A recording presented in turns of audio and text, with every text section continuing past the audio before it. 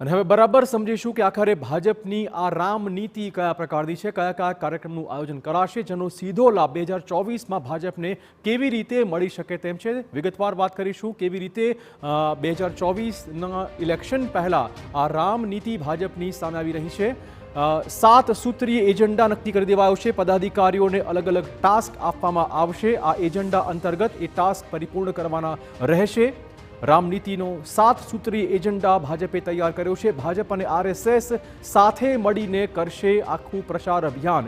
તો 2024ની લોકસભા ચૂંટણી પહેલા આ મંદિરનો મુદ્દો કેવી રીતે લોકોના મનમાં ઠસાવવો તે મુદ્દેનું પ્રચાર અભિયાન. મંદિર માટે કરેલા પ્રયત્નો, ભાજપે જે પ્રયત્નો કર્યા છે રામ મંદિર માટે તે પ્રયત્નોનો પ્રચાર પ્રસાર કરાશે.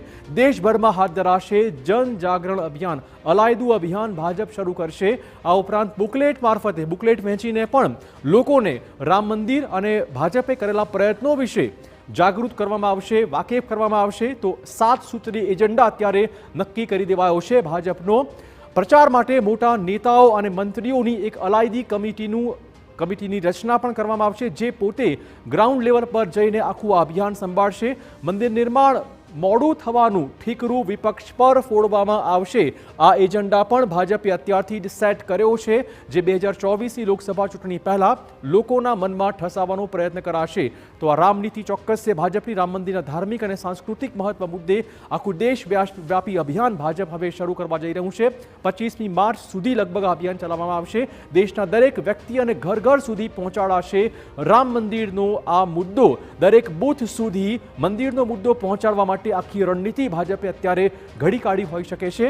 નવા મતદારો સાથે કનેક્ટ કેવી રીતે કરવું, બૂથ લેવલે પણ અનેક કાર્યક્રમો ભાજપ કરવાનું છે. દરેક મતદારોને રામ મંદિરની ભવ્યતાથી વાકેફ કરવા માટેની વ્યૂહરચના પણ ઘડવામાં આવી છે. દરેક મતદાતા વધુને વધુ રીતે અયોધ્યા પહોંચે તેવું પણ આયોજન ભાજપ કરવાનું છે. રામ મંદિર આંદોલનમાં ભાજપની ભૂમિકા સમજાવશે બુકલેટના મારફતે રામ મંદિર નિર્માણમાં ભાજપનો કયા પ્રકારનો ફાળો રહ્યો છે તે પણ લોકોને સમજાવવામાં આવશે. તો મોદીએ આહવાન કર્યું, વિશેષ અભિયાન શરૂ કરાયું છે. 22 જાન્યુઆરીએ 5 લાખ મંદિરોમાં પણ આ ઉત્સવ મનાવવામાં આવશે. આ સાથે મંદિરમાં દીપોત્સવ ઉજવાશે, પૂજા થશે, આરતી થશે. આ સહિતના અનેક કાર્યક્રમનું આયોજન 22મી જાન્યુઆરીના દિવસે ઘડી કઢાયું છે. રામ મંદિરોમાં આયોજિત ઉત્સવનું કરાશે જીવંત પ્રસારણ. લોકો આ ઉત્સવને બરાબર જોઈ શકશે, નિહાળી શકશે. આખા વિશ્વમાં રામ મંદિરની ભવ્યતા નિહાળી શકાય તે પ્રકારનો હેતુથી આ આયોજન ઘડી કઢાયું છે. તો લાઈવ પ્રસારણ પણ ચોક્કસ આપ જોઈ શકશો.